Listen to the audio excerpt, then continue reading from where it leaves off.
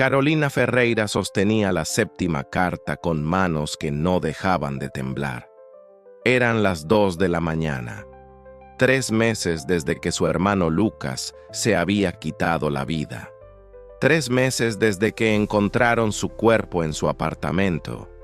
Y ahora estaba sosteniendo una carta, escrita con su letra, dirigida a ella. Para mi hermana Carolina, abre cuando estés lista para perdonarme y para perdonarte a ti misma. Carolina había encontrado las cartas hacía 2 horas, escondidas en el fondo del armario de Lucas, dentro de una caja de zapatos vieja, una caja que la familia estaba vaciando mientras limpiaban su apartamento. 7 sobres, 7 cartas, cada una con un nombre diferente, para mamá, para papá, para Carolina, para Gabriela, hermana menor, para abuela Elena, para tío Roberto, para mis amigos. Lucas lo había planeado todo. Había escrito cartas de despedida, no cartas explicando por qué iba a matarse. Esas, la policía las había encontrado el día del suicidio. Estas eran diferentes. Eran cartas para después, para cuando la culpa comenzara a devorar a la familia viva, para cuando cada uno comenzara a culparse.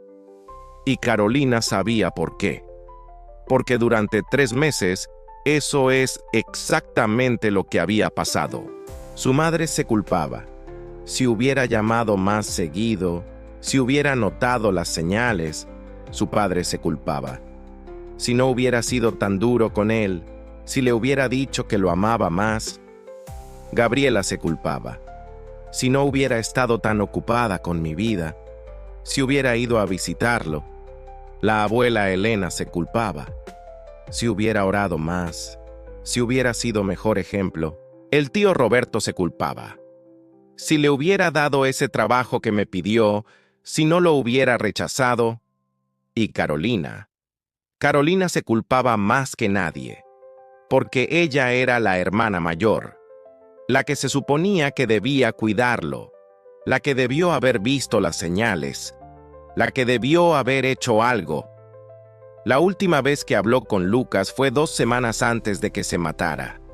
Fue una conversación de 5 minutos. Carolina tenía prisa, tenía reunión en la escuela, tenía exámenes que calificar. Caro, ¿tienes un minuto? Necesito hablar contigo sobre algo. Lucas, ahora no puedo. Estoy súper ocupada. ¿Te llamo este fin de semana? Claro, no te preocupes. Pero Carolina no lo llamó ese fin de semana, ni el siguiente. Y 2 semanas después, Lucas estaba muerto. Esas fueron las últimas palabras que le dijo a su hermano. Ahora no puedo. Estoy súper ocupada. Carolina había reproducido esa conversación en su cabeza 1000 veces. 1.000.000 de veces. Se despertaba en medio de la noche pensando en ello, llorando, gritando en su almohada. ¿Y si hubiera tomado 5 minutos? ¿Y si hubiera escuchado? ¿Y si hubiera dicho, ¿sabes qué? ¿Los exámenes pueden esperar? ¿Estaría Lucas vivo ahora? La culpa era un peso que Carolina cargaba cada segundo de cada día. Era un monstruo que la devoraba por dentro. Era una voz que susurraba constantemente. Es tu culpa. Pudiste haberlo salvado, y no lo hiciste. Y ahora tenía una carta de Lucas. Una carta escrita antes de morir. Una carta que decía, abre cuando estés lista para perdonarme y para perdonarte a ti misma. Carolina miró el sobre. Estaba sellado, intacto, esperando ser abierto durante 3 meses. Sus padres estaban en la sala con las otras cartas. Su madre lloraba. Su padre estaba en silencio mirando fijamente su carta sin abrir. Gabriela estaba en el baño, sollozando. Todos habían encontrado las cartas juntos, pero nadie las había abierto todavía. Era demasiado. Demasiado dolor. Demasiado real. Pero Carolina sabía que tenía que hacerlo. Que tenían que hacerlo. Porque algo le decía que Lucas había dejado estas cartas por una razón. Que tal vez, solo tal vez, estas cartas contenían algo que todos desesperadamente necesitaban. Con manos temblorosas, Carolina rompió el sello de su carta. Sacó las hojas. Eran 3 páginas, escritas en la letra familiar de Lucas. Letra que nunca volvería a ver nueva. Letra que ahora era solo un recuerdo. Y comenzó a leer. Caro, si estás leyendo esto, significa que ya no estoy.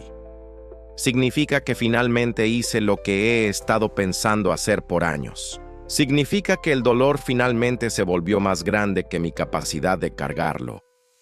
Y sé exactamente lo que estás sintiendo ahora mismo. Culpa. Estás pensando en nuestra última conversación.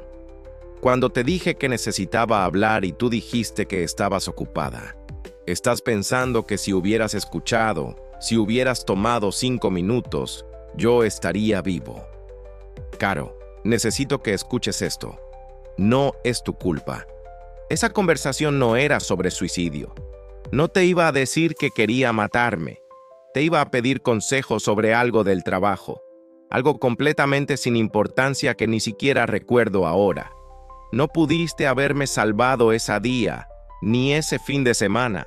Ni siquiera si hubieras dejado todo para estar conmigo 24/7, porque esta decisión, no fue sobre una conversación, no fue sobre un día, fue sobre años, fue sobre una batalla interna que he estado luchando desde que tenía 15 años, una batalla que escondí de todos, incluyéndote a ti, y la verdad es que ganaste muchas batallas por mí sin siquiera saberlo.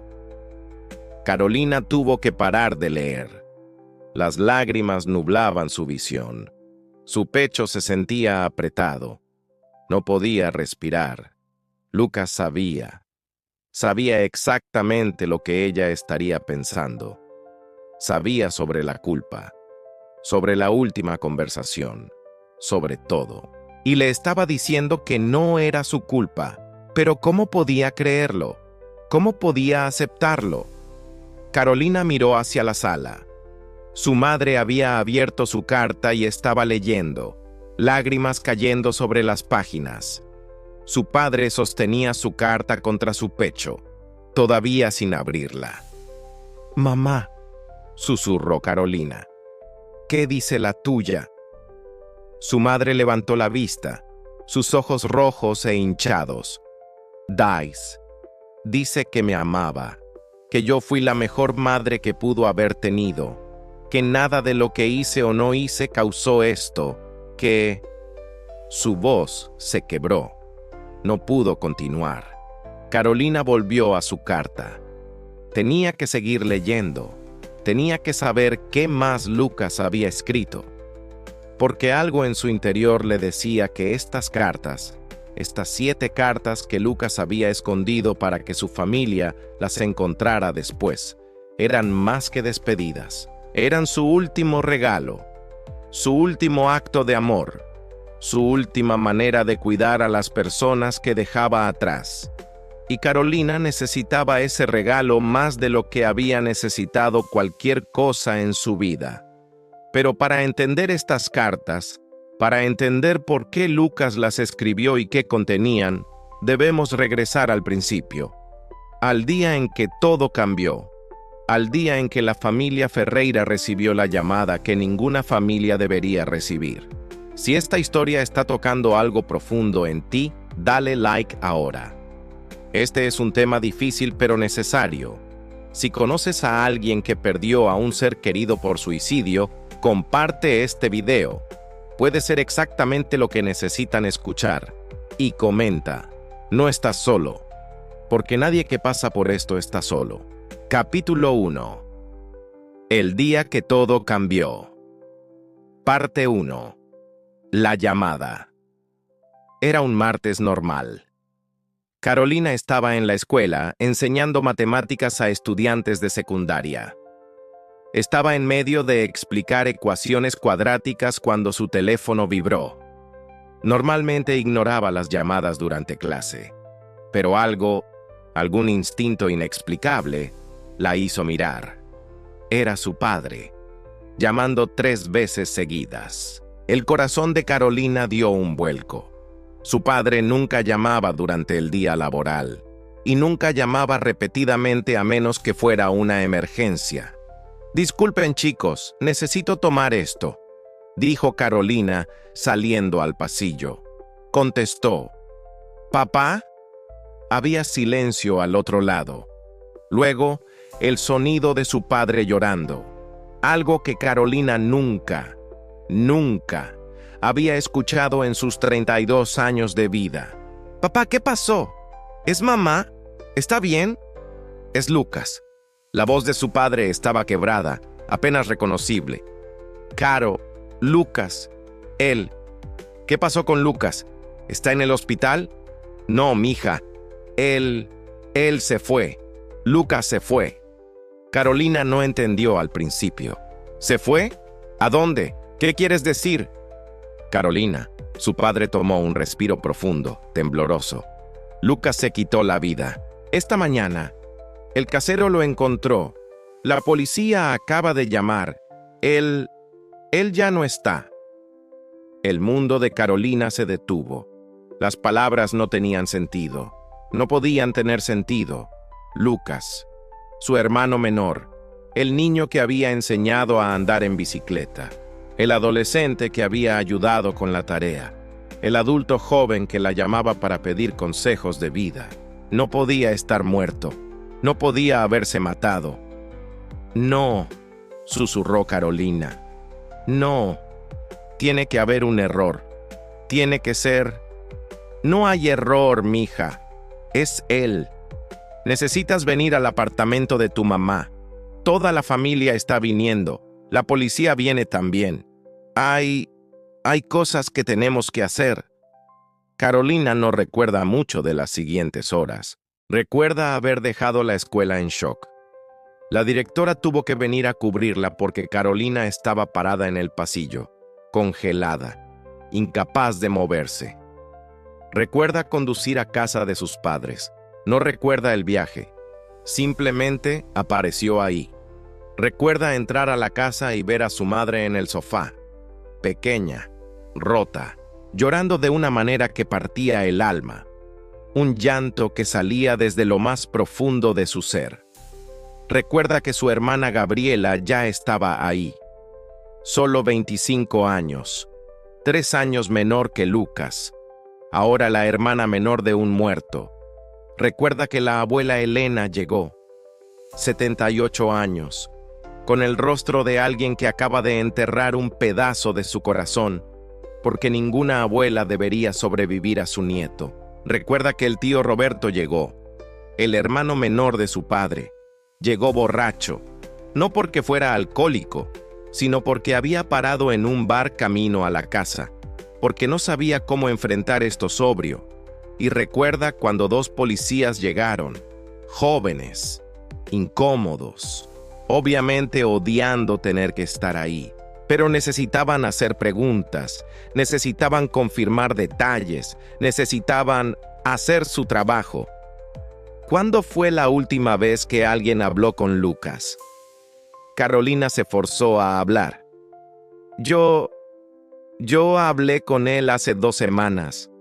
El policía escribió algo. ¿Parecía alterado? ¿Mencionó algo sobre hacerse daño? No. Quería hablar sobre algo, pero yo estaba ocupada. Le dije que le llamaría después, pero... Carolina no pudo terminar. Las lágrimas llegaron, grandes sollozos que sacudían todo su cuerpo. Su madre habló siguiente. Yo hablé con él el domingo pasado. Dijo que estaba bien, que el trabajo estaba estresante pero manejable. No sonaba como alguien que iba a... ¿Dejó nota?, preguntó el policía gentilmente. Sí, en su computadora, un documento. Ya lo enviamos a ustedes. ¿Puedo preguntar qué decía? El padre de Carolina tomó un respiro profundo. Decía que lo sentía, que no podía más, que había intentado pedir ayuda pero que nada funcionaba, que esperaba que pudiéramos perdonarlo algún día. El policía asintió. Había escuchado esto antes, demasiadas veces. ¿Sabían que estaba deprimido? ¿En terapia? ¿Medicado? No, admitió la madre de Carolina.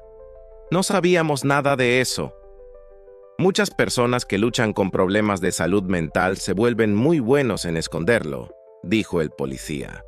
Especialmente hombres jóvenes.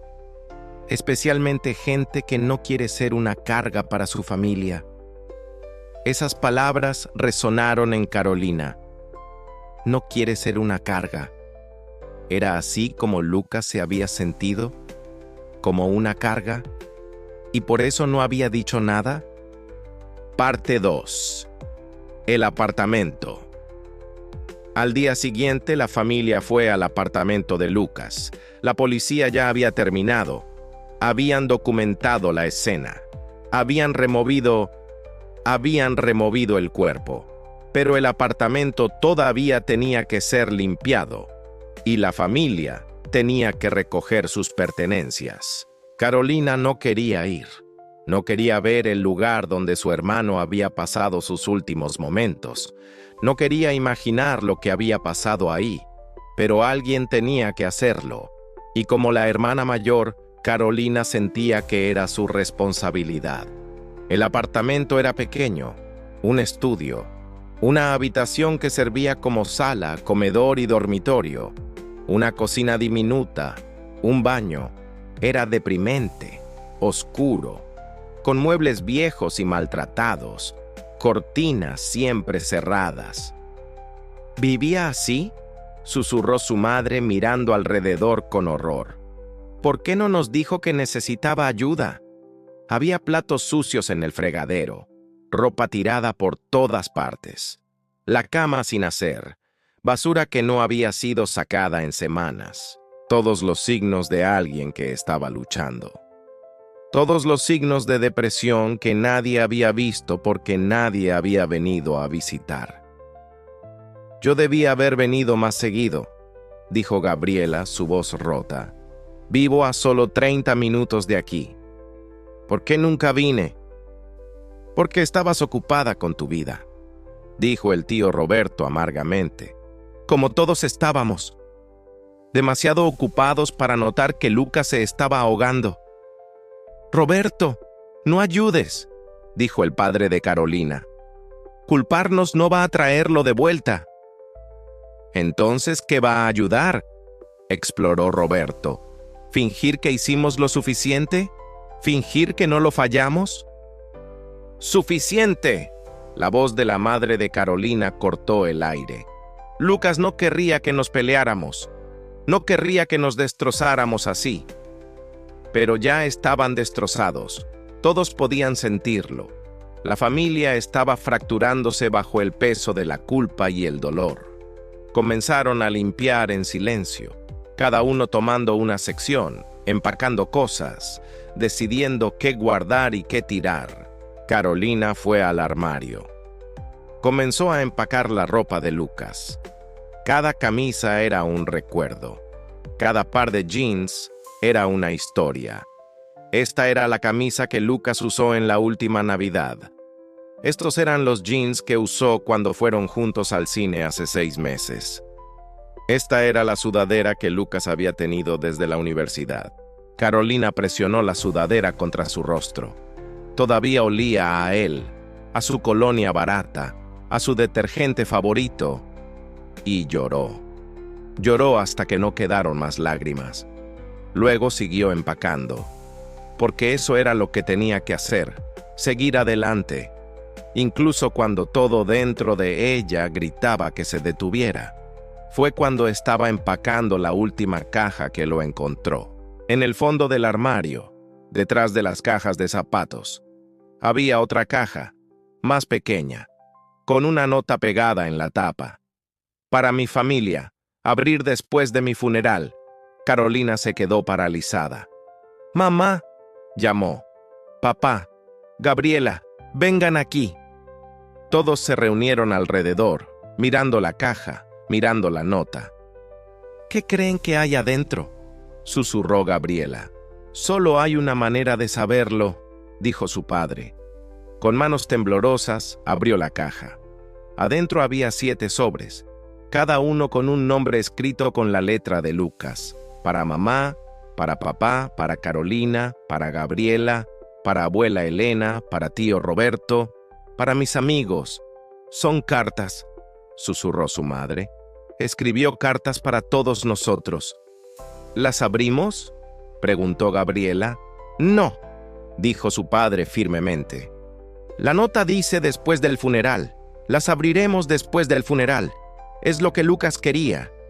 Así que guardaron las cartas, las llevaron de vuelta a casa y esperaron. Pero durante los siguientes 3 meses, a través del funeral, a través del duelo, a través de los días más oscuros, esas cartas permanecieron sin abrir, porque todos tenían miedo. Miedo de lo que pudieran decir. Miedo de que fueran cartas de culpa. Miedo de que hicieran el dolor peor. Hasta esa noche, 3 meses después, cuando Carolina finalmente rompió el sello de su carta y comenzó a leer las palabras que su hermano había dejado para ella. Si has perdido a alguien por suicidio y cargas con culpa, este mensaje es para ti. No fue tu culpa. Dale like si necesitas escuchar eso hoy. Comparte con alguien que necesite saber que no está solo en su dolor. Y suscríbete, porque esta historia apenas está comenzando. Capítulo 2. Las 7 cartas. Parte 1. La carta de Carolina completa. Carolina respiró profundo y continuó leyendo su carta. «Y la verdad es que ganaste muchas batallas por mí sin siquiera saberlo. ¿Recuerdas cuando tenía 16 años y te dije que odiaba la escuela? ¿Que quería abandonar? Tú me sentaste y me dijiste que la vida iba a mejorar, que la secundaria no era todo, que había un futuro esperándome. Esa noche yo había planeado tragarme todas las pastillas de mamá. Ya las tenía en mi mochila. Ya había escrito la nota.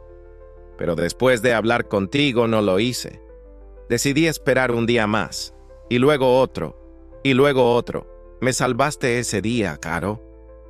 Sin saberlo, con solo 5 minutos de tu tiempo. ¿Recuerdas cuando tenía 22 y acababa de terminar con Andrea? Mi primera novia seria. Estaba destrozado. Llamé llorando. Y tú dejaste tu cita con tu novio para venir a mi apartamento. Vimos películas toda la noche. Me dejaste llorar en tu hombro. Esa semana había pensado en quitarme la vida 3 veces. Tenía todo planeado. El método, el lugar, todo. Pero tu presencia me ancló. Me recordó que había amor en el mundo, que no estaba completamente solo. Me salvaste de nuevo. Ha habido docenas de veces, Caro. Docenas de momentos donde tu amor me mantuvo aquí un día más. Una semana más. Un año más. Así que cuando pienses en nuestra última conversación, cuando pienses que fallaste, recuerda esto. Me diste 28 años en este planeta. 28 años que no hubiera tenido sin ti. Años llenos de momentos hermosos, de risas, de amor, de vida. No pudiste salvarme para siempre. Nadie podía. Mi depresión era más grande que yo, más grande que cualquier persona, pero me salvaste docenas de veces. Y eso cuenta. Eso importa. No quiero que pases el resto de tu vida pensando en los 5 minutos que no me diste. Quiero que recuerdes los miles de minutos que sí me diste. Fuiste la mejor hermana mayor que alguien pudiera pedir. Me enseñaste a leer. Me enseñaste a andar en bici. Me defendiste de bullies. Me ayudaste con la tarea. Celebraste mis éxitos. Me consolaste en mis fracasos. Me amaste incondicionalmente. Y ese amor importó. Ese amor me mantuvo vivo mucho más tiempo de lo que hubiera estado sin ti. Así que por favor, Caro, por favor perdóname por lo que hice. Y más importante, perdónate a ti misma. No fue tu culpa. Nunca fue tu culpa. Te amo. Siempre te amaré. Y algún día en cualquier lugar que exista después, nos volveremos a ver. Y te daré el abrazo más grande. Y te diré gracias. Gracias por ser mi hermana. Gracias por amarme. Gracias por salvarme tantas veces. Incluso si no pudiste salvarme esta última vez. Tu hermano que te adora, Lucas. PD. Hay algo más que necesitas saber. En mi testamento dejé dinero. No mucho, pero algo. Quiero que uses mi parte para volver a la universidad. Sé que siempre quisiste hacer un máster, pero nunca pudiste pagar. Ahora puedes. Vive, Caro. Vive la vida que yo no pude. Sé feliz. Enamórate. Ten hijos. Cuéntales sobre su tío Lucas. Y cuando seas vieja y tus hijos te pregunten sobre mí, diles la verdad. Diles que tenía una enfermedad llamada depresión, que luché lo más duro que pude, pero que la enfermedad ganó. Y diles que no fue culpa de nadie, porque no lo fue. Carolina terminó de leer. Las lágrimas habían empapado las páginas. Sus manos temblaban. Su corazón estaba roto, pero también sentía algo más. Alivio. El más pequeño, más frágil alivio. Porque Lucas le había dicho exactamente lo que necesitaba escuchar. Que no fue su culpa. Que había ayudado más veces de las que había fallado. Que su amor había importado. Carolina miró hacia la sala. Su madre seguía leyendo su carta, lágrimas cayendo. Su padre finalmente había abierto la suya y estaba leyendo en silencio. ¿Qué dice la tuya?, Carolina le preguntó a su madre. Parte 2. La carta de la madre. Resumen. Su madre levantó la vista, ojos rojos e hinchados. Dice que fui la mejor madre que pudo haber tenido. Su voz se quebraba. Dice que nunca dejé de amarme, que me dio todo lo que necesitaba, que la depresión no fue porque algo faltara en mi crianza. Menciona momentos específicos, como cuando tenía 12 y me inscribiste en clases de natación porque noté que estaba triste, o cuando tenía 18 y me compraste mi primera computadora para la universidad incluso cuando el dinero estaba apretado. Dice que pensé que pedir ayuda sería admitir que fracasó, que no quería decepcionarme, que escondió su dolor porque me amaba demasiado para hacerme preocupar. La madre de Carolina presionó la carta contra su pecho, sollozando. Y dice que me perdona por no notar, por no preguntar, por no saber. Dice que era muy bueno escondiendo, que nadie podía haber sabido, que hice todo bien. Me dice que use mi dolor para ayudar a otras madres, que hable sobre salud mental, que rompa el silencio, que convierta su muerte en algo que prevenga otras muertes. Parte 3. La carta del padre. Resumen. El padre de Carolina finalmente habló. Su voz era ronca, rasposa. Mi carta habla sobre nuestra relación, dijo. Sobre cómo yo era duro con él a veces, cómo le exigía excelencia, cómo le decía, los hombres no lloran y sé fuerte. Dice que esas cosas no causaron su depresión, pero hicieron más difícil pedir ayuda, porque pensaba que yo lo vería como débil. Me perdona, y me pide que me perdone a mí mismo. Y me dice algo más. El padre de Carolina pausó, su voz quebrándose. Dice que la razón por la que nunca le dije «te amo» es porque yo tampoco sé decir esas palabras, porque mi padre nunca me las dijo a mí.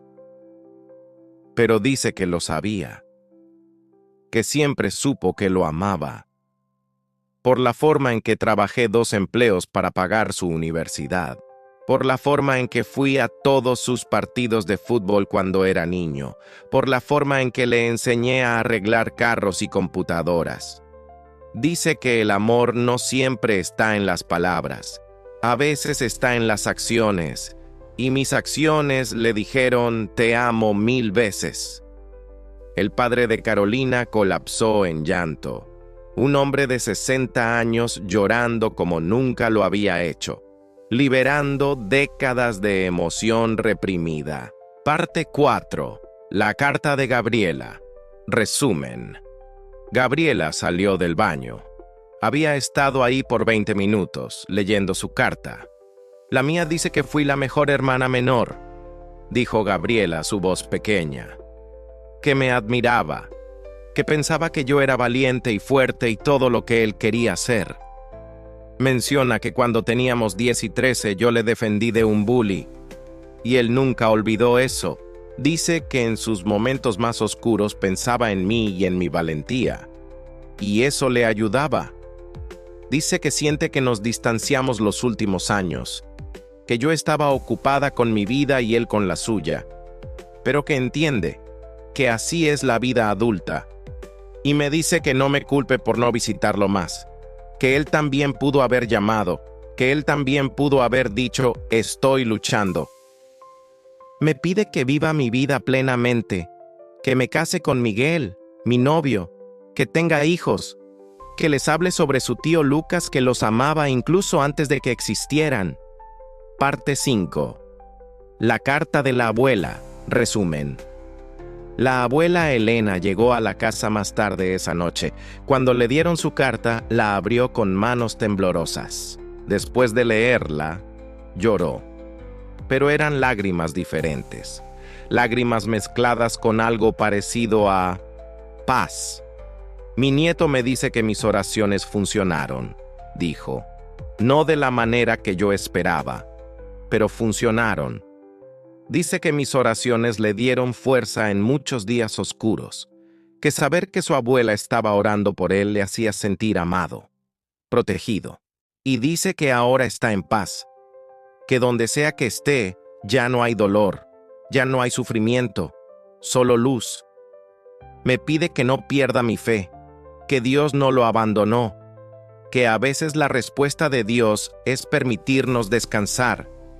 Parte 6. La carta del tío. Resumen. El tío Roberto fue el más difícil de contactar.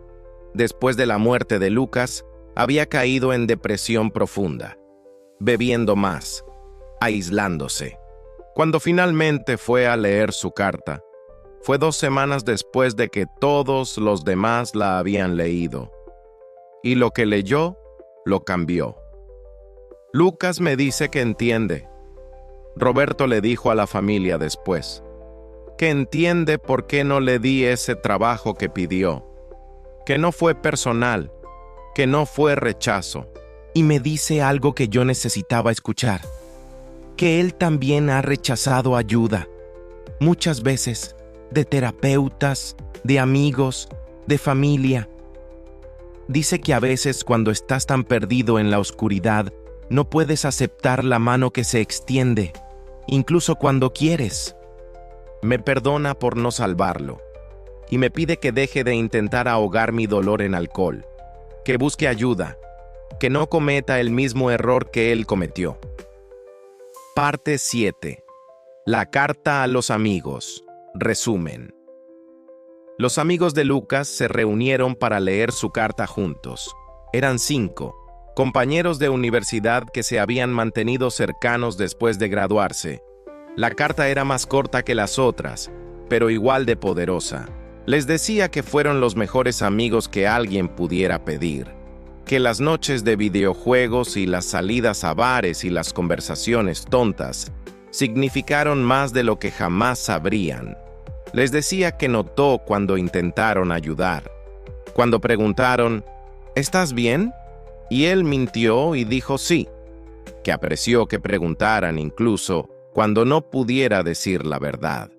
Y les pedía que rompieran el silencio sobre salud mental entre hombres jóvenes, que hablaran abiertamente sobre depresión, que normalizaran la terapia, que salvaran a otros donde no pudieron salvarlo a él.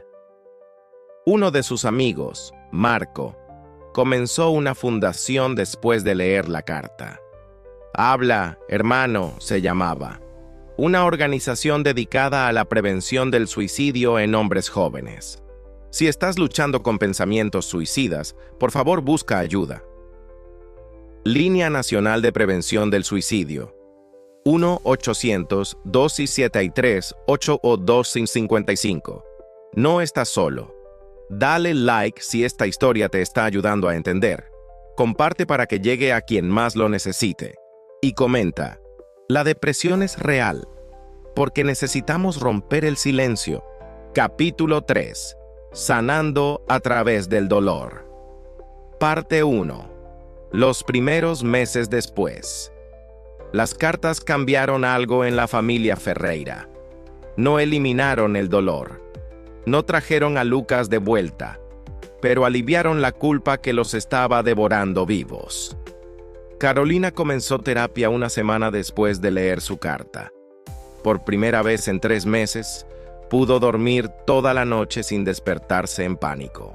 Las cartas me dieron permiso para sanar, le dijo a su terapeuta. Lucas me dijo que no fue mi culpa, y finalmente estoy empezando a creerlo.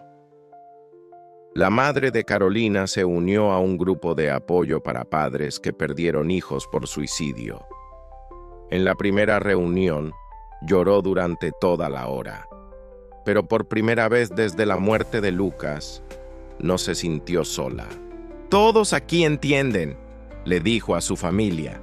Todos tienen las mismas preguntas, las mismas culpas, y juntos estamos aprendiendo que no estamos rotos, solo estamos dolidos. El padre de Carolina hizo algo que nunca había hecho. Habló sobre sus emociones. En una cena familiar con todos presentes dijo, Lucas tenía razón.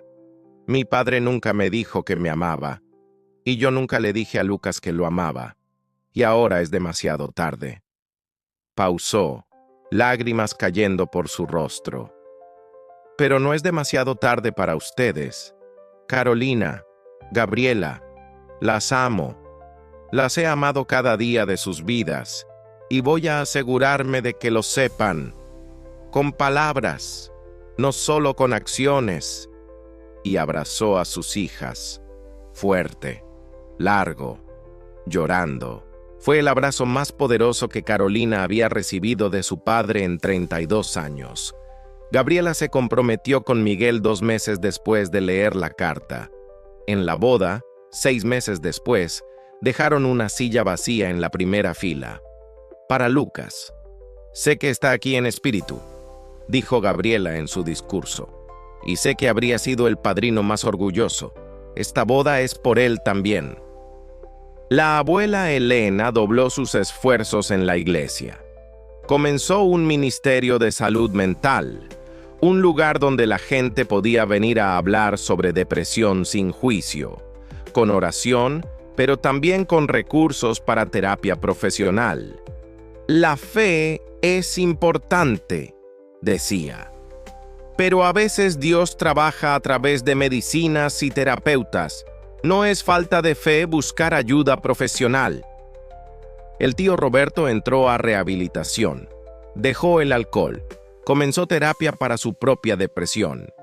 Lucas me salvó la vida, dijo Roberto. Su muerte me mostró el camino que yo estaba tomando, y su carta me dio razón para cambiar. Y los amigos de Lucas, Marco, especialmente, transformaron su dolor en acción.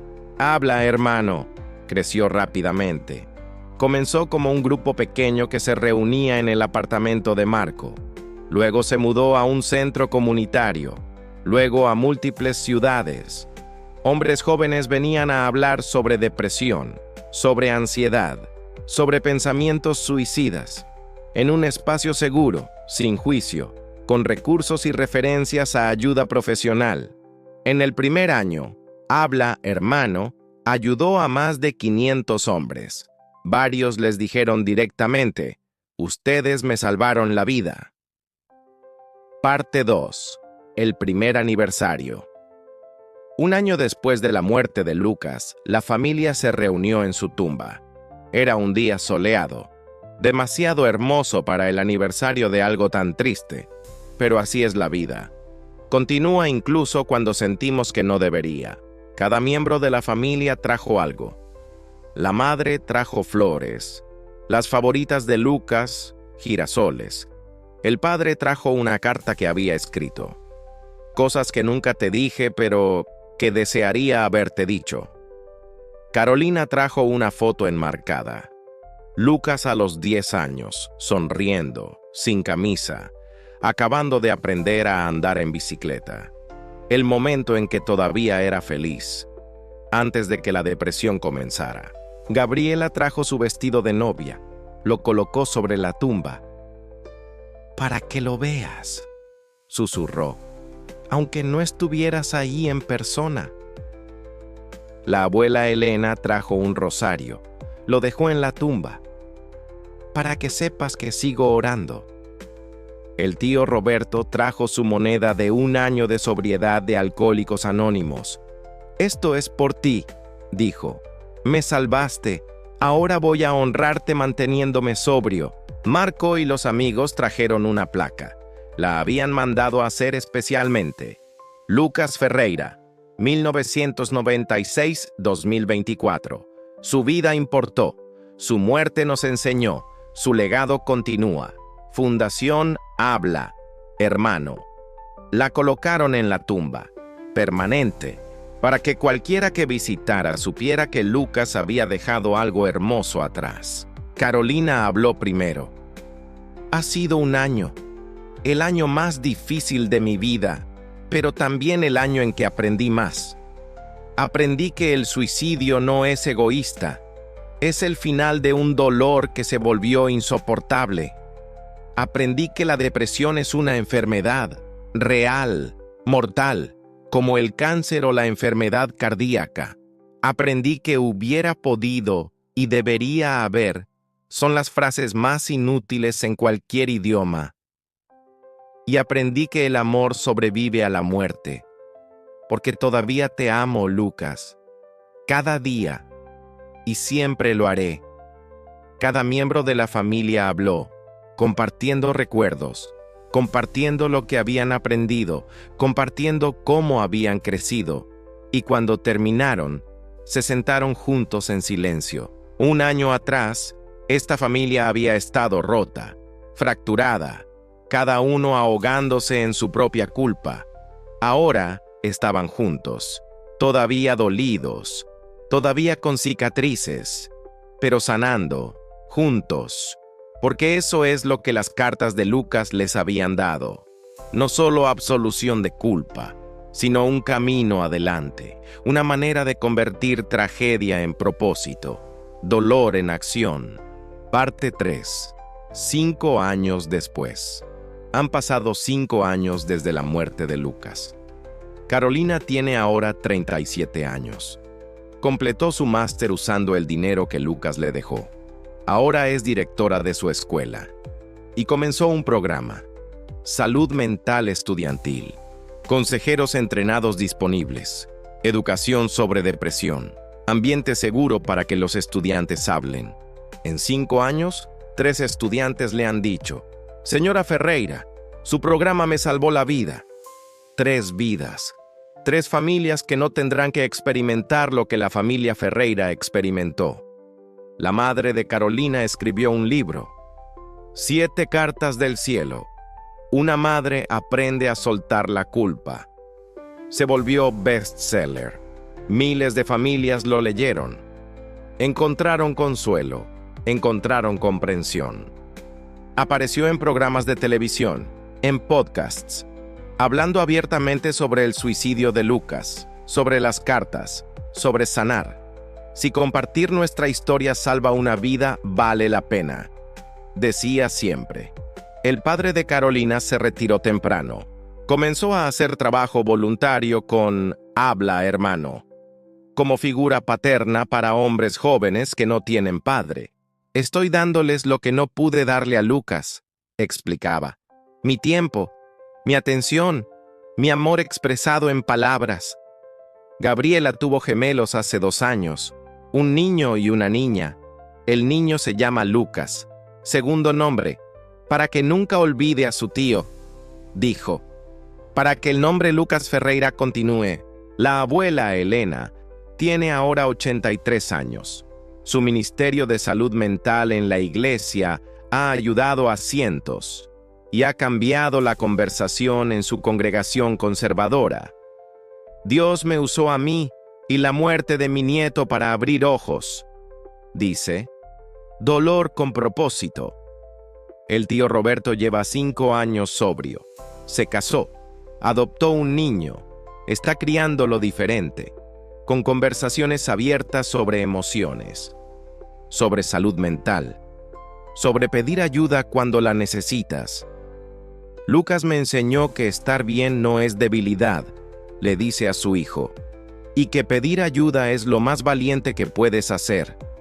Y Marco convirtió Habla Hermano en organización nacional, con capítulos en 20 ciudades, con línea directa 24/7, con aplicación móvil, con recursos en línea. Han ayudado a más de 10,000 hombres en 5 años.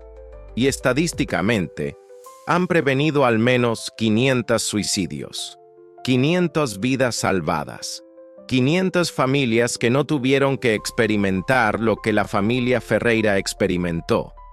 Todo porque Lucas Ferreira escribió 7 cartas. 7 cartas que convirtieron su muerte en legado, que transformaron tragedia en propósito. Capítulo 4. El mensaje para ti. Parte 1.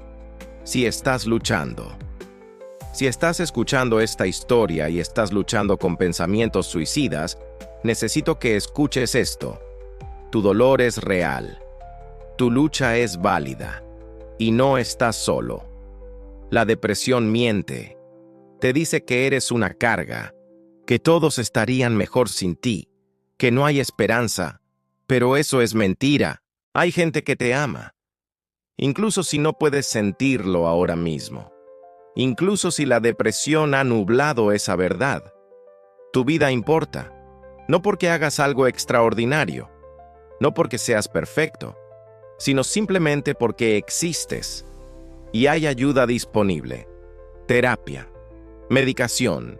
Grupos de apoyo. Líneas directas. Recursos. Por favor, alcanza la ayuda. Antes de tomar una decisión permanente basada en dolor temporal, llama a la Línea Nacional de Prevención del Suicidio, 1-800-273-8255, o manda texto GELLO al 744-1741. Hay gente esperando para escucharte, para ayudarte, para recordarte que tu vida vale la pena vivirla. Lucas no pudo vencer su depresión, pero tú puedes. Con ayuda, con apoyo, con tratamiento. No te rindas. 5 minutos más, 1 hora más, un día más. Solo aguanta. La ayuda existe y funciona. Parte 2. Si perdiste a alguien por suicidio.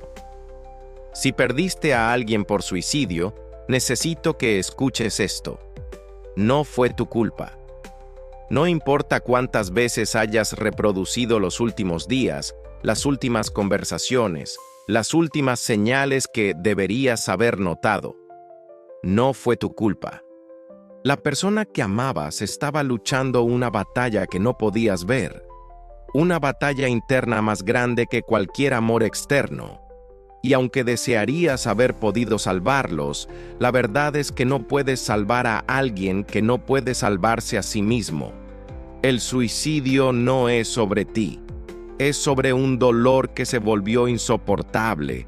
Es sobre una enfermedad que ganó. Y necesitas permitirte sanar. No es traición. No es olvidar. Es honrar su memoria viviendo. La culpa es una prisión. Y tu ser querido no querría que vivieras en prisión por el resto de tu vida.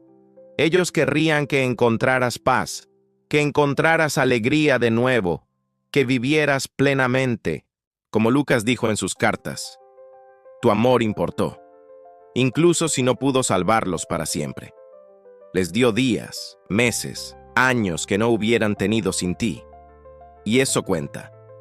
Eso importa enormemente. Parte 3. Sobre las cartas. Las 7 cartas que Lucas escribió fueron extraordinarias, pero también son raras. La mayoría de las personas que mueren por suicidio no dejan cartas como esas. Cartas que absuelven culpa, que dan cierre, que transforman. Y si no recibiste una carta como esa, no significa que tu ser querido no te amaba. No significa que te culpaban. A veces, en los momentos finales, la gente no puede ver más allá de su propio dolor. No pueden pensar en los que dejan atrás. No es porque no importen, es porque el dolor es demasiado grande. Así que si no recibiste una carta, déjame darte el mensaje que tu ser querido hubiera escrito si pudiera. No fue tu culpa. Hiciste lo mejor que pudiste. Tu amor importó. Gracias por estar en mi vida. Vive bien. Sé feliz. Eso es lo que quiero para ti. Ese mensaje es universal. Es lo que cualquier persona que amó querría para ti. Parte 4.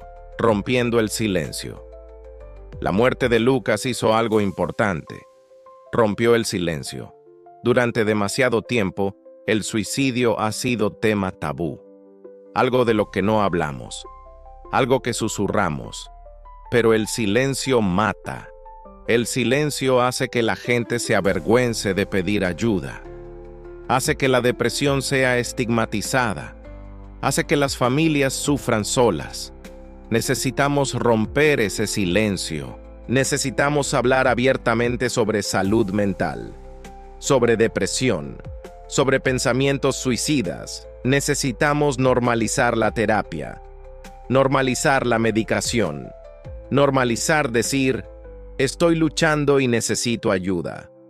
Porque cada vez que compartimos nuestra historia, salvamos vidas. Cada vez que hablamos abiertamente, damos permiso a otros para hacer lo mismo. La familia Ferreira podía haber guardado las cartas de Lucas en privado. Podían haber mantenido su historia secreta, pero eligieron compartir. Eligieron usar su dolor para ayudar a otros. Y en 5 años, su historia ha alcanzado a millones. Ha salvado vidas. Ha cambiado conversaciones. Tu historia también puede.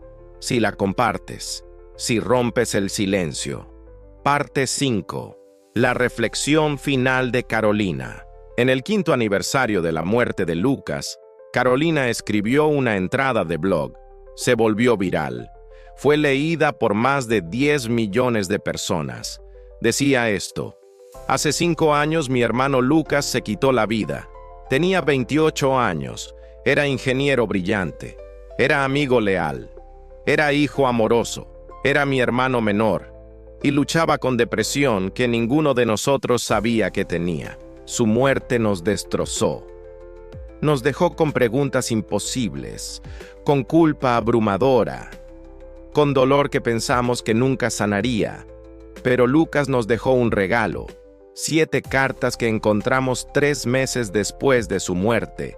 7 cartas que nos absolvieron de culpa, que nos dieron permiso para sanar, que nos mostraron el camino adelante. Y en 5 años, hemos convertido su muerte en legado, su dolor en propósito, su historia en esperanza. No todos tendrán cartas como las que Lucas dejó, pero todos pueden elegir cómo responder a la tragedia. Puedes dejar que te destruya, o puedes usarlo para construir algo hermoso. Puedes quedarte atrapado en culpa, o puedes elegir honrar la memoria de tu ser querido viviendo plenamente. Puedes guardar tu dolor en privado, o puedes compartir tu historia y salvar vidas. Lucas murió, pero su muerte salvó vidas. A través de los programas que iniciamos, a través de las conversaciones que comenzamos, a través del silencio que rompimos. 500 hombres jóvenes están vivos hoy porque Habla Hermano existió para ellos. Esas 500 vidas son el legado de Lucas, y cada una de esas vidas hace que su muerte signifique algo. Si estás luchando con pensamientos suicidas, por favor busca ayuda. Tu vida vale la pena. Si perdiste a alguien por suicidio, por favor date permiso para sanar. No fue tu culpa. Y si conoces a alguien que está luchando, por favor habla, pregunta, escucha, actúa, porque una conversación puede salvar una vida. Una pregunta puede cambiar todo. Lucas no pudo ser salvado, pero tú puedes salvar a alguien más. En memoria de Lucas Ferreira, 1996-2024. Su vida importó. Su muerte nos enseñó. Su legado continúa. Oración final. Si esta historia ha tocado tu corazón hoy, acompáñame en esta oración. Padre Celestial, Creador de toda vida, te pedimos hoy por todos los que luchan en silencio, por todos los que cargan dolor que nadie puede ver, por todos los que sienten que son una carga, por todos los que consideran el suicidio como su única salida. Dales fuerza para aguantar un día más. Dales valor para pedir ayuda. Dales esperanza de que las cosas pueden mejorar. Y por las familias que perdieron a alguien por suicidio, te pedimos consuelo.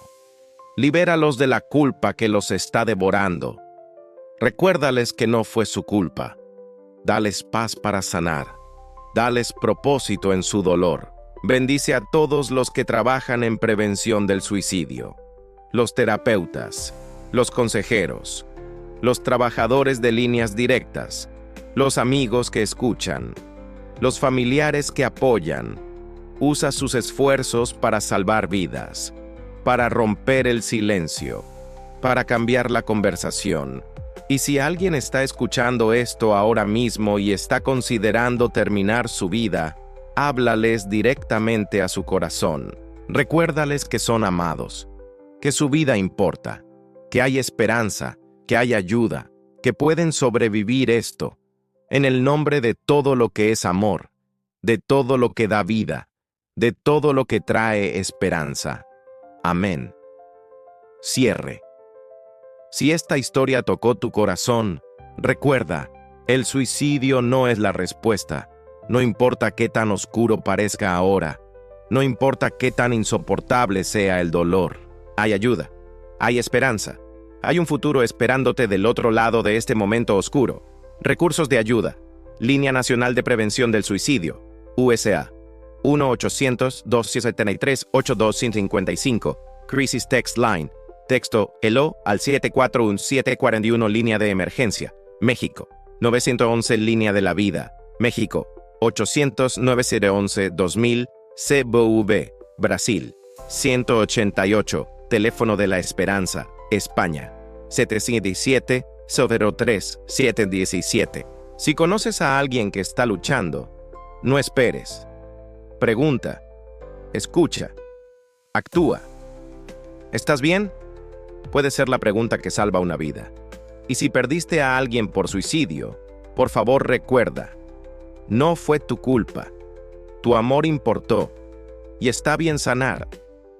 Las 7 cartas de Lucas Ferreira nos enseñaron que el amor sobrevive a la muerte, que el propósito puede nacer del dolor, que los legados se construyen en cómo respondemos a la tragedia. Hasta el próximo testimonio. Que Dios te bendiga. Y recuerda siempre, tu vida importa. Tu historia no ha terminado. Y hay esperanza, incluso en el momento más oscuro.